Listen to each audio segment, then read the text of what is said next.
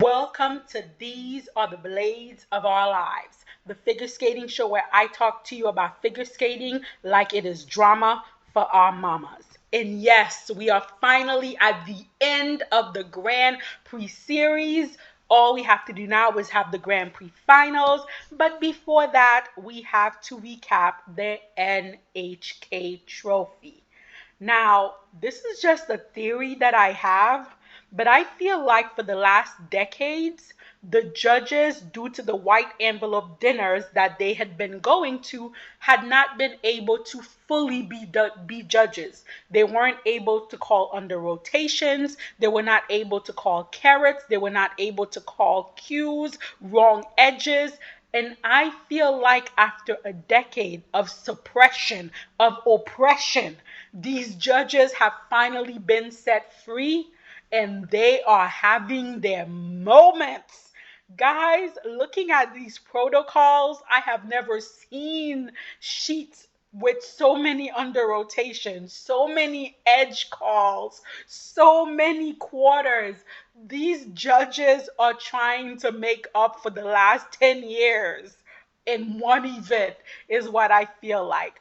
I just wish they would do this for every event and not just selected events. Whoever this tech caller was, he probably had a triple shot of espresso because he was not letting anyone get away with anything. I really felt bad for the ladies in this competition because this tech caller was not having it. But anyhow, starting the competition off with the pairs, I was really sad. Rico and Ryuichi were not here competing. But again, if this was a decision that they make in order to protect their health, 100%. 100%. Being healthy is the most important thing. And if that's the decision they made, 100% I support it. And I hope, they do all the necessary steps to get back to being in great health and then come back stronger than ever. Now, the winner here was who I thought it was going to be. It was as I predicted. So the winners here were Minerva Fabian Hayes and Nikita Volodin. The Germans look good. For them being a new pair, they haven't even been together for a year, I don't believe. They looked good. They were solid in the short program. They came back even stronger in the free. Every element was on point. They have a good twist. They have good throws. They have really good lifts. They match. And they're such a big pair. She's very long, he's very tall, and they take up a lot of space and they cover a lot of ice. I mean, she matched well with her last partner. Minerva matched well with her last partner, but with Nikita, it's just a perfect pairing for her. And this was so much better than her last outing in Espoo. And it's so good to see they took the mistakes they made, they learned from it, they grew from it, and they came back here even better. I I have to say, right now, for me, they're the front runners for European. For me, they're the front runners to win European. But then again, we never know what's going to happen. But for me, right now, they would be the front runners. Then I did not even have them on my radar only because they're also a new team and they're fairly inconsistent. But the Italian team of Loquacia Beccari and Matteo Garizzi, another team that matches so well. Again, Matteo was good with his last partner, but with Lucretia, their lines, they have just really pretty lines. They make such a pretty picture on the ice. And again, fairly new team and their elements, the twist really nice. The throws need a little work, but their spins, this was a really nice team. Of course, the side by side needs work, and I'm surprised that Mateo is the one that needs to work on it, but still, they were very good here. This team is quite surprising. I didn't see them as potential this season because they're so new, but really, they really came out here and just showed great potential. And then rounding up the third place was Rebecca Gilardi and Filippo Ambrosini. I really like this team. There's something quirky about them. That side by side jumps, ugh, yeah, that's just really not their thing. And I'm happy that they're smart enough to just do the double toe, single axle, double axle, not trying a triple toe because they know that's not their strongest element and they could always make up points in other elements if they could just get through the side by side. I like when a team knows what their strengths and weaknesses are and they capitalize on their strength while trying to minimize the damages of their weakness. So it was really good to see them make these smart decisions. And I think for me, they're one of the cleanest pairs out there in terms of their elements. They hardly ever get any deductions other than for the side by side jumps, which is a struggle for like almost every pair. So it is what it is. And then I actually thought they would medal here. I had them in third place. The young, pair of Anastasia Gulubeva. I'm gonna get that name right. And then Hector Giotopoulos Moore. So I honestly thought that Anastasia Gulubeva and Hector Giotopoulos Moore were going to be in third place here. But even with them being fourth, they were third in the free and then fourth overall. This is such a young pair. They are so well connected with each other. There's a level of respect and kindness that they show to each other on the ice and off the ice in the skating ring. You could see every time you see them that they're working on their issues, they're growing together. And I honestly think that this is one of the pairs to look at for the next Olympic cycle. I really think in like 2 years from now, when we're heading towards Milan, this will be a pair that will be in the conversation. The main issues they have is with that twist. They need to work on that twist. It needs to be clearly over his head, and she needs to stop not run into his shoulder because everything else is good. Their throws are good, their side by sides are really good, but the twist, which is a major element, they have to work on that twist and they have to get it cleanly. And then I also want to talk about Chelsea Liu and Balaz Nagy. I really thought they had what it takes to be on the podium here. Their twists, I would have to say right now they have the best twists in pairs. They have the best twist going on in pairs. He throws her up to the ceiling and catches her and lands her down delicately. Their lifts exquisite. The positions that Chelsea is hitting in those twists are exquisite, and you could see they're connected with each other. The problem are the throws and the side by side. There is Chelsea landing these jumps.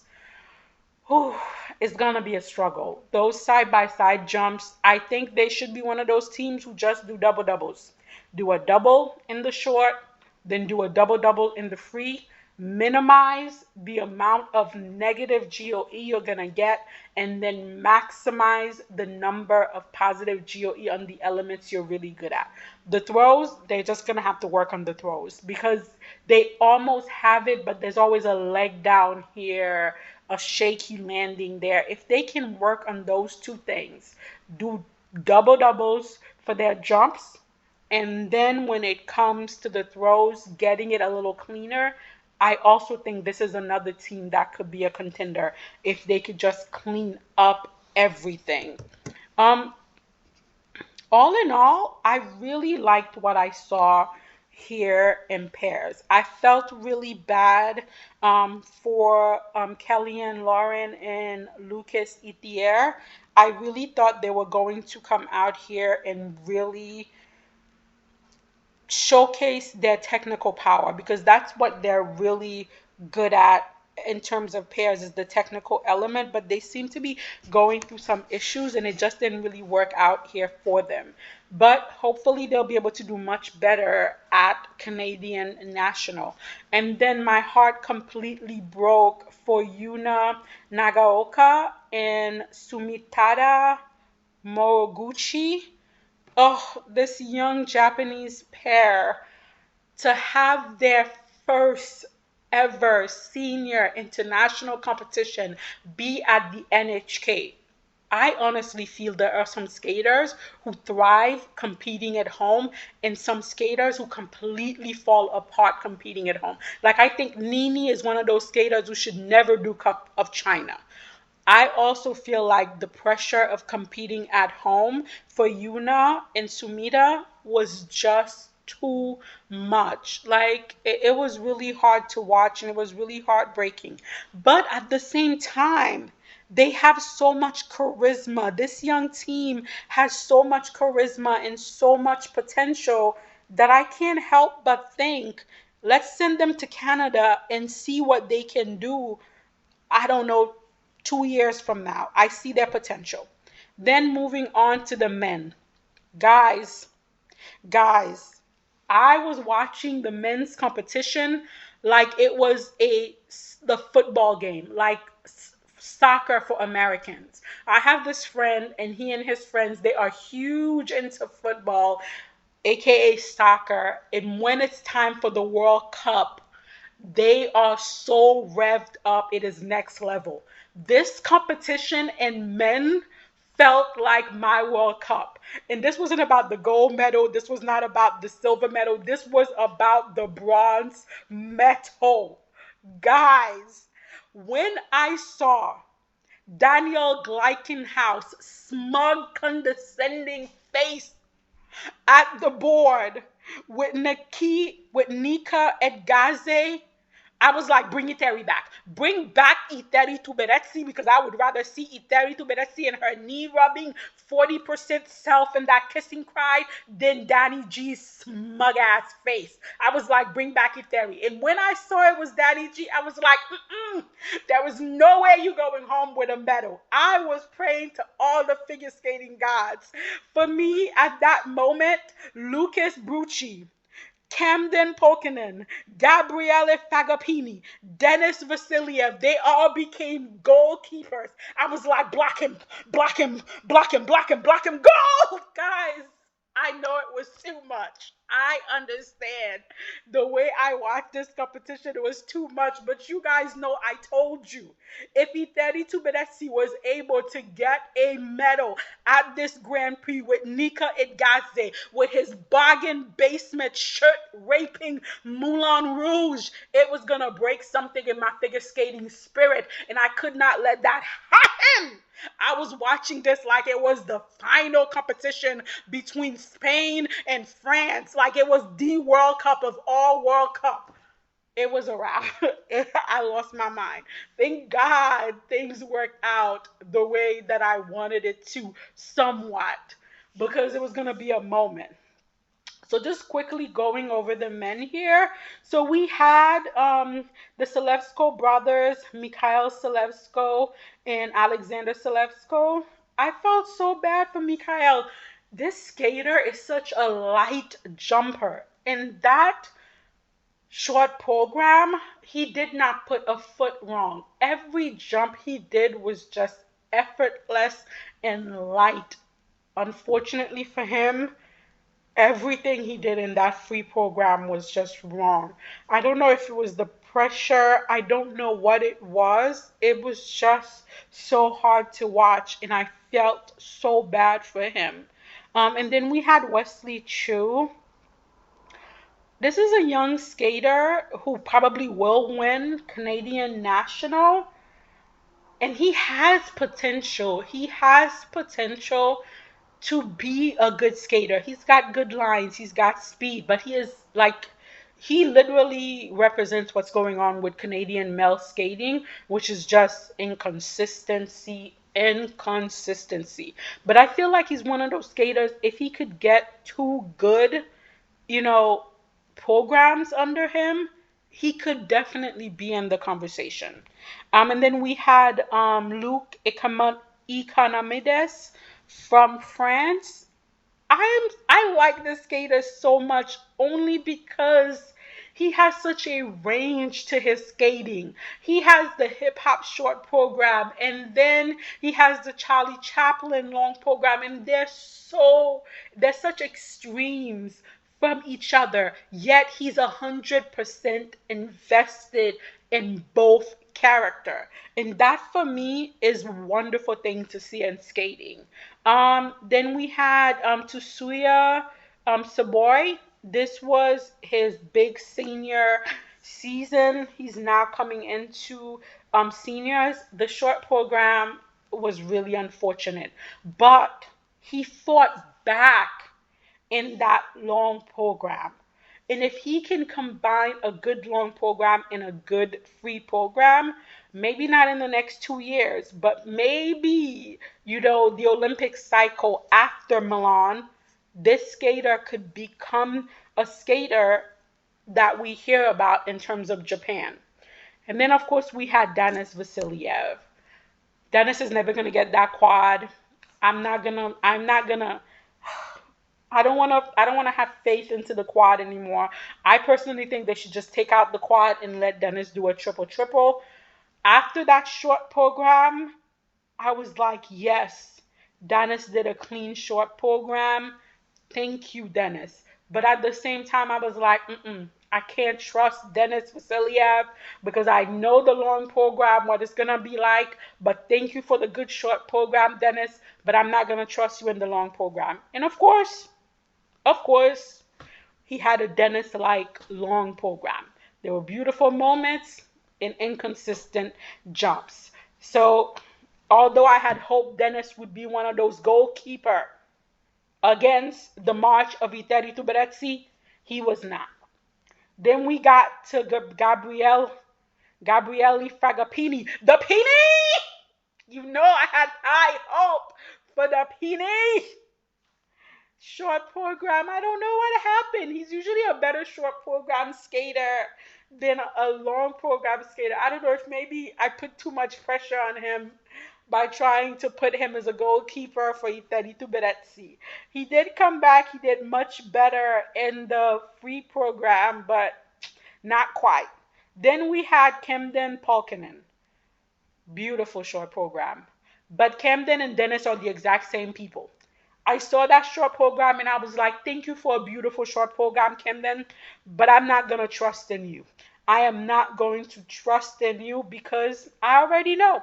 I already know what's going to happen. And it's exactly what happened. Came out with the long program. He had a Camden like long program. It is what it is. Now to the man himself, Nika Idgadze. Oh my God. He so let I'm going to explain my thoughts on Nika honestly and with as little bias as I can muster.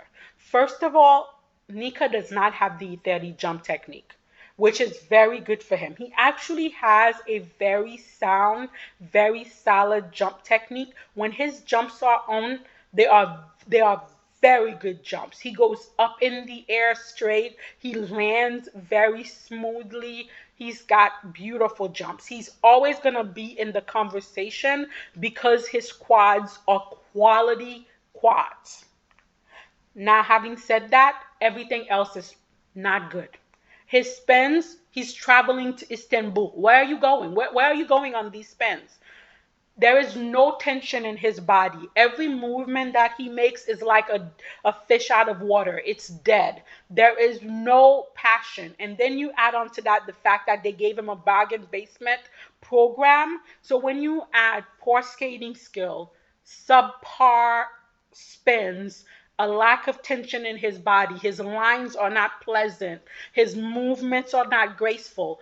All he has is the E30 Tuberazzi bonus and the PCS and his jumps. And unfortunately, that combination is enough that as the years go by, He's going to get on more and more podium. He is going to beat skaters who can outskate him in their dreams on a regular basis because those skaters are so inconsistent.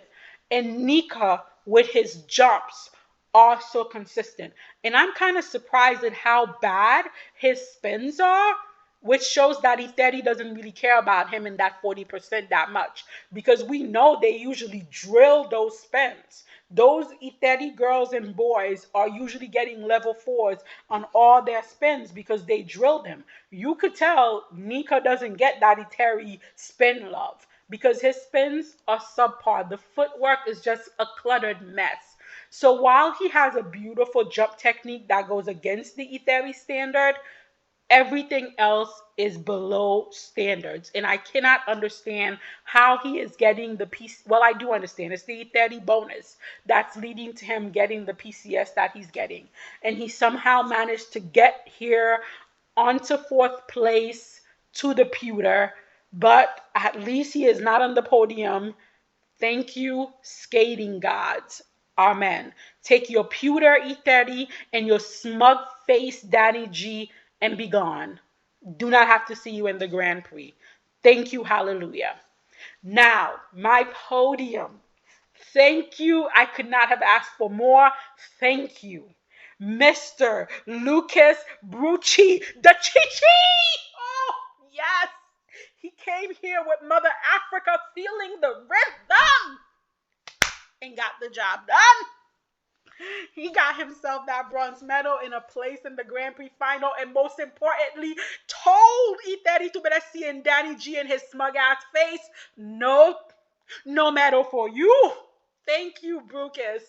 I like Lucas so much, not just because he kept Etheri skater off the podium, but because he's such an entertaining skater. Every season he grows a little. The jumps get better a little. The performance gets better a little. The presentation gets better a little. The packaging gets better a little. In both of his programs, the short and the long, from the way he does the African movements, you could see he is fully 100% invested. And for me, that's the most important thing. You could do any music from any culture you want, because music is about bringing people together and being diverse and being respectful.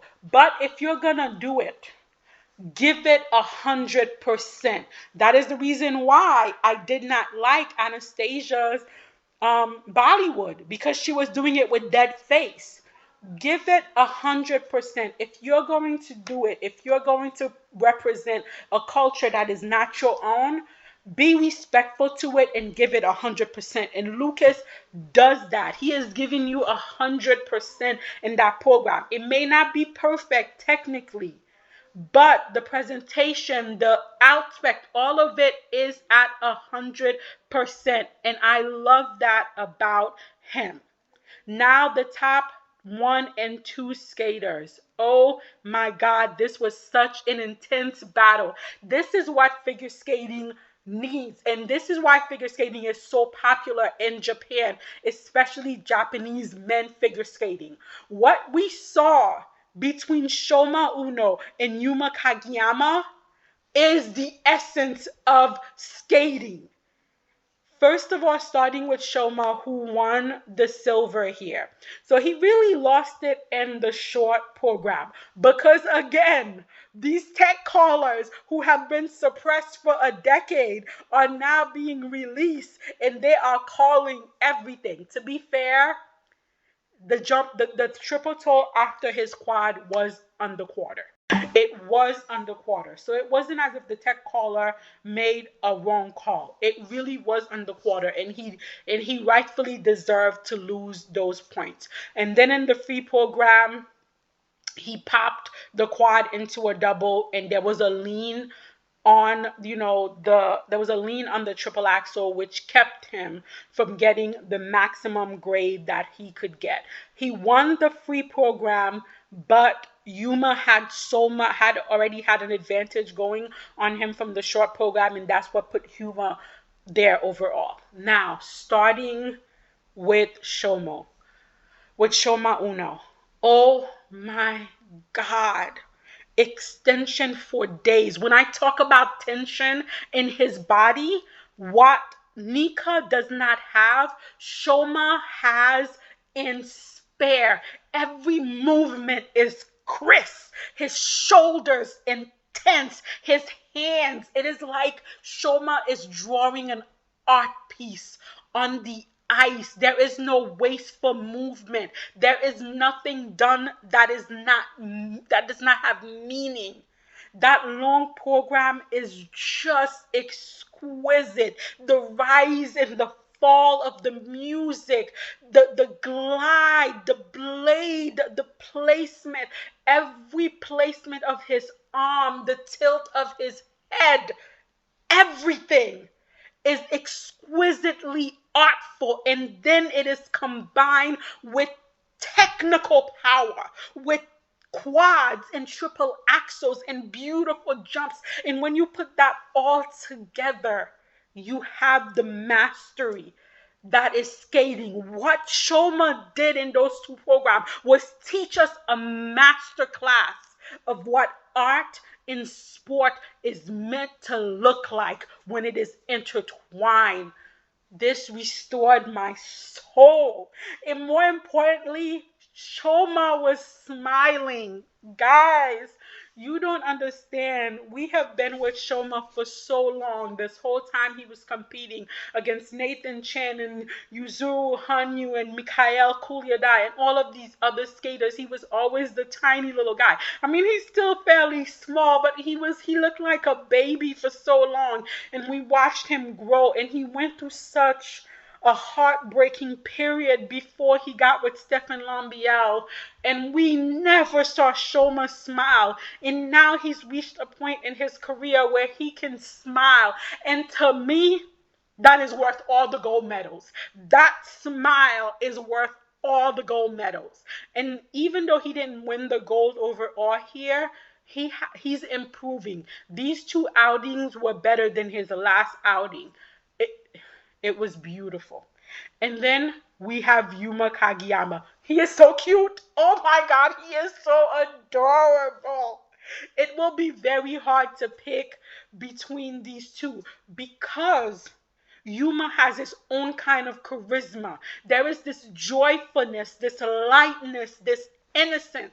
And you combine that with probably one of the most exquisite knee bends in figure skating. When Yuma goes up and he comes down on the ice, the edges sink into the ice like the ice is butter. That knee bend is exquisite. When his jumps are on, there is no competition in the world. And then he's also becoming more performative. I think his work with Carolina is doing wonders for him. He is projecting, he is emoting, he's inviting us and as the audience to enjoy the skating with him. And when he's in that kissing cry and he sees his scores and he clasps his little hands together, I am just like, oh my gosh. Oh my gosh, he is so cute. He is so cute. Like, I feel like between Shoma and Yuma, they have restored my soul, my spirit, my everything into skating. Men for me was the moment of this event, and I enjoyed it so much. Now for men, to ice dance, which was another interesting kind of drama. Guys, listen. The minute I saw the rhythm dance scores, I said, oh shit, the Italians are done for. The minute I saw Madame Marie-France Dubré sitting in that kissing Christ with her fabulous sweater, then with her luxury looking jacket in the free dance, with her hair beautifully coiffed, I was like, it is over for the Italian. Barbara Fuzzapoli is going to be upset. She's going to say that Dem Hefford has all the judges because she sure did. I saw those rhythm dance scores and I saw the way Madame Marie-France Dubré was looking in that kissing cry, and I was like, it is done for the Italians. But before I even get to that drama, let's see what was going on with the other teams. So we had Misato Kuma Subera and Tim Coletto. Eh, uh, you guys know how I feel about Japanese ice dance. You know who I love, and they retired. So I guess now it's time for Japan to rebuild. They do have junior teams that are coming up. So the potential for Japanese ice dance is coming up. But for right now, it's not really what I need it to be. We also had from the US Loren McNamara and Antoine Spiridonov. Again, this is a team that on paper you should like. They're very tall, long-limbed. She's very pretty. He's very good looking, but they're so blend. They're so blend that I don't know. They just don't do it much for me. And then we had Marie Jerde Laurent and Romain Laga. I love this team. You guys know how much I love this team. I adore their free dance, the Corpse Bride. Oh, it was when she took that fall, I was like, no. I hope they work on it. They come back and they're much stronger at Canadian National. I hope they get sent to Four Continent. I hope they get sent to Four Continent because I love to see this team perform. I love to see this team perform, and I want them to get more competition under their belt so that more people could see this beautiful free dance. Um, then, Emily Bratti and Ian Somerville, they're coming together nicely. Again, Ian Somerville, I adore him as a young upcoming male ice dancer. He's exquisite line, beautiful movements. He's all about ice dance. I adore him. And Emily, she's coming together. They're a team that's coming together slowly but surely. And then the French team here made a lot of strides. Laurenciana de Mugat and Thioli Mercier. Um, there's nothing wrong with this team. I don't love either of their programs, but I do feel like they may be a team if they get some really good material that may stand out for me. Right now, there's nothing wrong with them, but there's nothing that I necessarily love about them. But I think with some good programs, that might change. Now, the bronze medal, as I had said, I definitely thought it would be between the Lithuanians and the Finnish team. And I thought the judges would go with the Finnish team, but they didn't. And I'm going to tell you the reason why. So Yulia Tequila and Mateus Velus, they ended up fourth here. And the reason why is because in their rhythm dance, they were really, really tight in one of their turns and couldn't quite get the maximum point for that. And then in the free dance, they had some issues with their lifts, which is odd because this is a team that has like the smoothest transitions in terms of their lift. This is a team that's got very beautiful balletic line. Like I said, that they look like two ballet dancers. Their lines are so beautiful. They match really well with each other. Unfortunately, there was some issues here, both with their rhythm dance. They were very tight, and I think it probably had something to do with the fact that they knew how close they were to making it to the Grand Prix final. And I feel like that kind of pressure sometimes either pushes you to the top or it causes you to have mistakes. And unfortunately, in their case, it caused them to be tight, which made their turns a little less than 100%, and it made their lifts a little shaky. And that's the reason why they ended up in fourth place. The opposite, we had the opposite with Allison Reed and Salus and Berverlisi. They had zero tension. I think they probably thought as much as we did that Julia and Matthias were gonna win the bronze medal, so they didn't have any tension. Their rhythm dance, it was just smooth. Every turn, every element was smooth, no question asked. And in the free dance, every lift was done effortlessly. Every movement. They also a very good looking team on the ice. They match well. Their movements are done well. And the fact that at the end, Allison had her brother who skated and ice danced for Japan for many years, who passed away. She had the picture in the kiss and cry.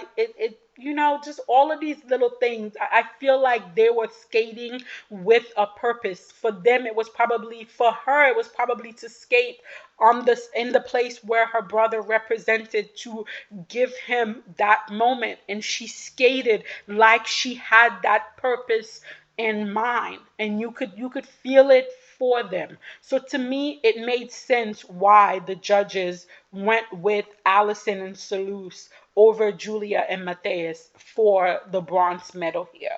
It made sense to me. Now we get to the silver and the gold. I already told you guys, the minute I saw those rhythm dance scores being so close, I was like, oh my God, the Italians are done for. It's over. Because, okay, first let me tell you where I'm at with these teams. Charlene Guinard and Marco Fabri, I have harped on this team so hard for so many years. I'm not going to deny that fact. I have harped on them. I've thought they were a little tasteless. I thought they were uncreative. I thought they were boring. Like, I'll just be honest. I have thought that this team was boring for many years, and I have said so. However, for me, this season, their two programs are the best that they have ever had. Now, aside from that, Charlene and Marco are the most, I would say, the most technically proficient ice dance team out there. Every element they do to 100%. Their proficiency is unquestioned. Their skating skill, top level. Now, as for Lila Fear and Lewis Gibson, I adore this team because they are such a fan pleasing team. They understand what gets the audience going, and they give it to us. And they also have in spade what the Italian team doesn't. They have the charisma, they have the performance, they have the presentation. They are likable, they are accessible.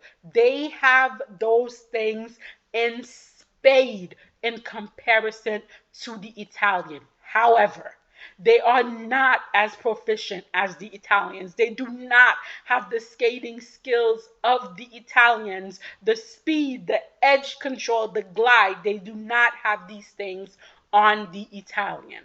For me personally, I would have had the Italians first because this is a sport, and the technicalities of the sport, the Italians are better. However, having said that, I still understand why the judges would go with Lila and Lewis. Because although this is a sport, it is an artistic entertainment judging sport.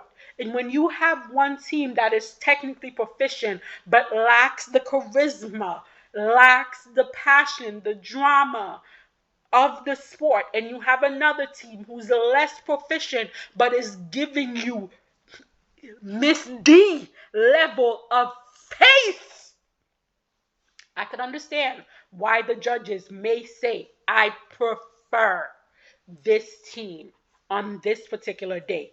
Now, the question is this the new standard? Because out of all the discipline, ice dance is the most political, and they are the hardest for there to be upward mobility. Usually the top teams are set and they are set until something major happens or they retire. But now, for the first time, we are seeing the under teams surpassing the favorites. Is this going to be the new normal? Is Lila Fear and Lewis Gibson now ordained to be the new number 3, or was this a one-time deal made under the table? What's going to happen in the Grand Prix? Will the Grand Prix still be the top 3, the Chalk and Bates, the Piper and Paul, and will Charlene and Marco go back to the top 3? Or does this mean Lila and Lewis are now part of that top 3? And if that's the case, is this going to be for Worlds and for European? Or are we going to see switch off of the position where Lila and Lewis gets one, then Charlene and Marco gets another, and then Lila and Lewis? I don't know. I don't know. And this is fascinating. This is fascinating. And I think the reason why we're seeing this is because of how consistent Lila Fair and Lewis Gibson have been this season. They have been the most consistent team. They have competed the most this season. They came out right at the beginning of the season, and every time we saw them, the judges saw them, they were consistent. They were clean. They were performing. And I think it paid off. Their strategy paid off. And now they've reached a point where the judges want to give them the maximum score for their consistency, for their growth. This was, oh my God. This was so, oh my God. I cannot wait to see the Grand Prix. I can't wait to see European. And I can't wait to see Worlds, how this plays out. Because oh my, this has not happened in a very long time where we've had mobility in terms of ice dance. So this is really good to see. Now, going from ice dance, the final discipline, of course, is the women. Guys, women keep surprising me every competition, and I love it.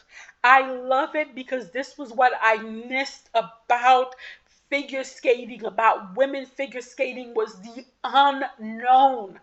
Watching skating for the women in the past couple of years and knowing no matter what happened, missing elements or not, we already knew who the podium was going to be, was just boring. Now, with women, you never know. You have no idea who's going to be on the podium. And for me, that is exciting. That is what I want to see in skating. You know, I love it. I love it. So we had some pretty up and down, outing here for the women. Starting with Lindsey von Zunder, this was a very hard outing for her. And it's odd because she started out the season fairly strong, but as the season has gotten along, it's just kind of degraded. And and it's a shame because when she's on, she's one of those powerful, womanly skaters that I love to see, that I love to see as part of inclusivity into the skating. So I hope she goes back home, gets it together, comes back at European, does well, gets motivated from that, and does even better at Worlds, because she definitely can. And then we had Leah Serna from France. Doesn't have the technical power to really compete, but she does have beautiful jumps. Her jump technique is so nice. When she does land her jumps, they're beautiful, they're powerful, they cover ice. Just not the jump technique that I want to see. Seong-hui, oh my God, the inconsistency. Such beautiful jumps, such nice edge, such inconsistency. Like, I wonder, as a coach and as an athlete, how do you fix that? How do you know you have what it takes to be in the top, yet not be able to deliver it consistently? Like, how do you fix that? Because that's her problem. It's not the jumps. It's it's the mental aspect of it, and also the spins. She's just giving up levels left and right. She needs to work on these spins. And then Wakaba Higuchi. Oh, Wakaba. Oh, again, like I said, I don't know what was going on with these judges, but they were living their best, you know, under rotation cue. They gave Wakaba it all. The in the short program, the triple flip, single toe, they could have just left it at that. They inviolated. It was like an invalid element. Okay, I understand that, but why you have to hit her with so many under rotations? They were just, oh my God. Poor Wakaba, downgraded, under rotated. The tech caller just was not a Wakaba fan. But you know what, Wakaba? We are fans of yours, and you are a beautiful skater. Again, I'm telling you, some skaters just do not compete well at home events. But we know you could do it, Wakaba. Please come back at Japanese National. I hope you make the team. And if you don't make the team, I hope they send you to Four Continent and you kill it at Four Continent because, oh, you're such a beautiful skater. Then Mai Miyahara. I love the Celine Dion. Oh my God, I love the Celine Dion. Since poor Mai did not get to compete that much this season, I hope she keeps the Celine Dion for next season because Mai was living her best Celine Dion life in that short program. She was giving it to us. And unfortunately, the judges gave it to her. They were calling those cues, they were calling the carrots unclean edge. When was the last time the judges were calling the edges? They gave Mai an edge call, an under rotation, a cue. Don't pay them no attention, Mai, because you know what? We were living with you for that Celine Dion. Unfortunately, because she's been ill, there just was not enough to get her through the long program. You could tell that halfway through, Mai was tired. She just didn't have enough in the tank to make it to the finish line. But it's okay, Mai. That Celine Dion was everything. We loved it. And then Yalen Kim. Oh my God, Yalen. I will say, without a doubt, for me, Yalen has the most beautiful jump technique for the women right now. Yes, she doesn't have it together right now. I will admit that. She lacks the mental fortitude and the competitive mindset. I will admit that.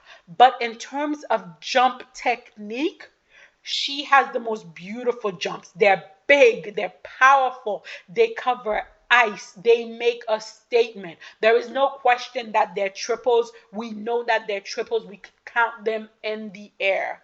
Having said that, confidence, the confidence to own her power is what Yalen lack. And you can see that in how many downgraded and under rotations call Yalen gets on her jump.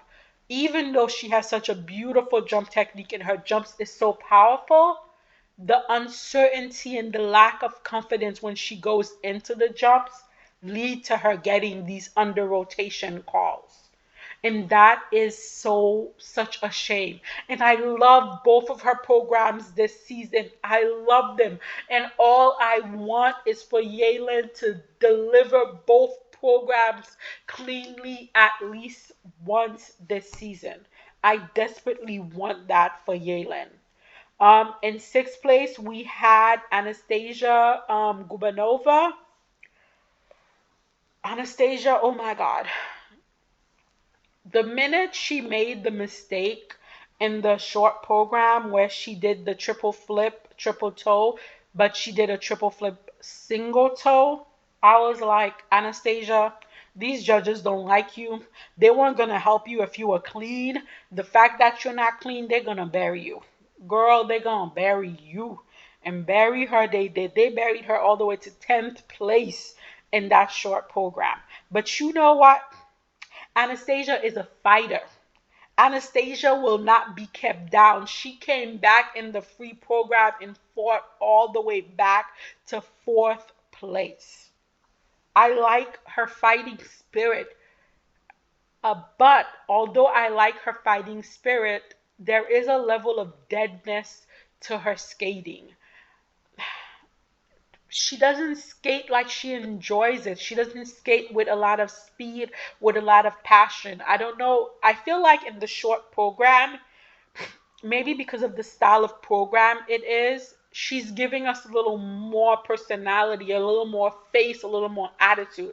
But the long program, it drones on and on. And I feel like personally, she's such a fiery, getting it, fighting kind of skater. And I wish she would put more of that in her actual skating. But I'm so glad she fought here and made it all the way back to 4th place. Very happy for you, Anastasia. Then Yuna Akoki, Aoki. I have not seen this skater in a really long time, but I have to say, beautiful skater, very light skater, very joyous skater, very expressive skater. I hope we get to see more of her, next season. Definitely a skater I would like to see more of. Oh, oh, Hyen Lee. Oh, Hyen Lee. Oh, guys, I don't know. I don't know.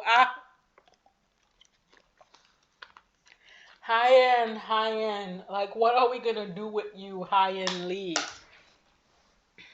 Every jump was an under rotation. Every jump in that free program was an under rotation. Well, first in the short, the triple toe got an under. And then she also had an unclean call on her flip. The judges are just, I don't know why the judges have to be so close eyed on high end this season. Maybe because she won a silver at Worlds last season and the expectation for her is so much more this season. But high end, you have got to figure out a way to get your jumps fully rotated.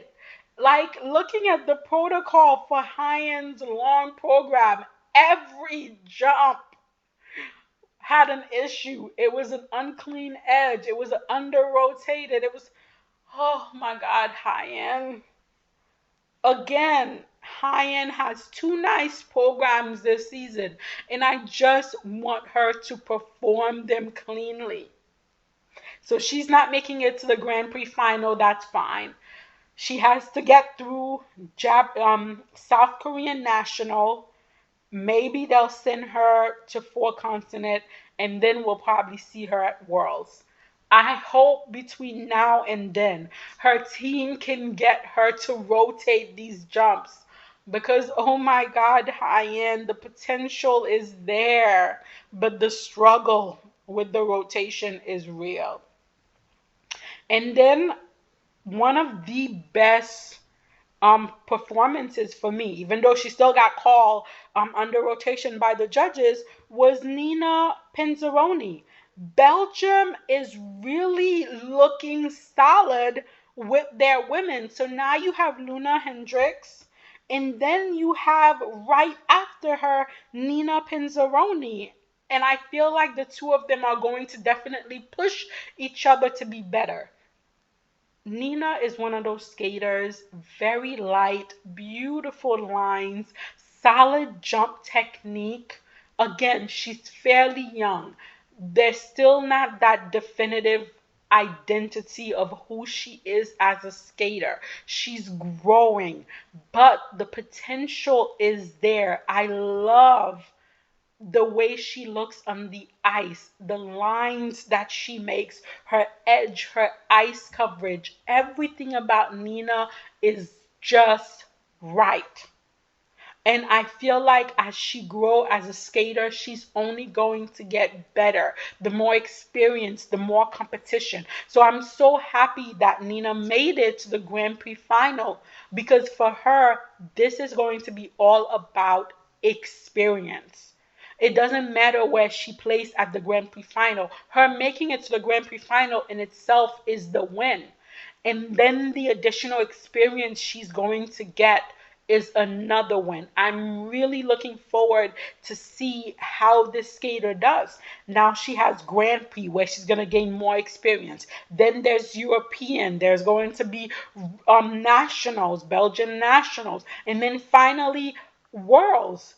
That is a lot of experience to gain in 1 year. And that's only going to strengthen her for the following year. I was very happy to see Nina's performance here. Lindsay Thorngreen. Oh, what a beautiful short program. Guys, I literally went back and watched that short program twice.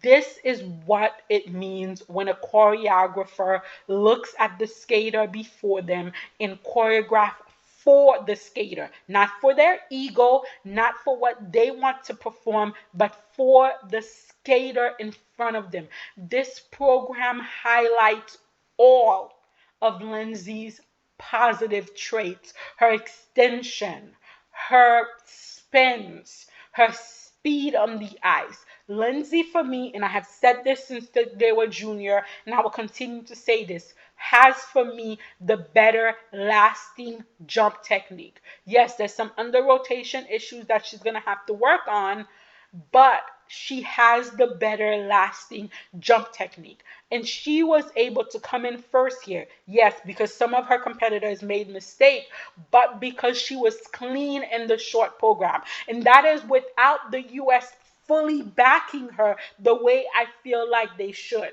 Unfortunately, in the long program, she had that fall in that kind, but even though she had the fall and it cost her the gold medal here, what I like about Lindsay is she's not the give up kind of skater. Even though she had that fall early on, it snapped her out of whatever she was in. She came back and she skated the rest of the program cleanly, and she managed to go away with a silver medal.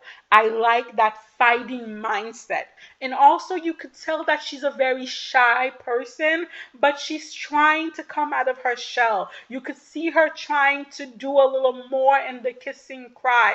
For me, she's adorable, and her coach seems to be very warm. And I like that. Like, her coach seems to not be one of those grr coaches, and I really like their dynamic in the kiss and cry. Now, I don't know if this is really the situation they have going on, but I like what I see in the kiss and cry between them. I think Lindsay Thorngreen has a lot of potential. Yes, the free program is not as well packaged as the short program. However, I think the growth potential for Lindsay is a lot. And I wish the US Federation would fully back her. We still have to wait and see what she does at US Nationals. Hopefully they'll send her to Four Continent to get more experience, and maybe from there they'll put her on the world team. We have to wait and see, but I think it's a shame that the US Skating Federation is not more invested in Lindsay. And then the surprise winner here, I mean, the American women. Every competition is a surprise from them. The surprise winner here was Ava Maria Zingler.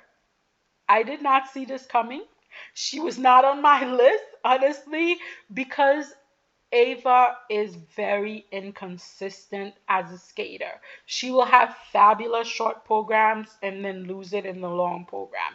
Or the short program won't be so good and she'll get it back in the long program. This is probably one of the first competition where she's had two really good outings. I'm very happy for Ava. She was able to show everything that she was able to do. Wonderful to see. Congratulations to Ava. Now, for me, this means I will have to wait and see how she does at nationals. Depending on how she does at nationals, I may send her to four continent. That's how I would watch it. I don't have any definitive on Ava right now. She's got really big, powerful jumps, but her jumps are also a little unsteady. A lot of her landings in that free skate was a little questionable. It was a little unsteady. You don't know what kind of tech caller you're gonna get, where they're gonna go. Are they gonna go under rotated? Are they gonna go Q? You just don't know with the tech callers that you have. So for me, I'm not 100% on the Ava bus yet, but I'm very happy that she was able to come out here and have this moment. Anyhow, guys, this was a wonderful way to end the Grand Prix. Now we have a break. We'll wait for the Grand Prix finals. I enjoyed it thoroughly. For me, men was especially special. Broochie for the block. Especially special for me. But I enjoyed all the events, all the political shenanigans, and everything. But you guys let me know in the comment what you thought of the NHK Trophy of 2023.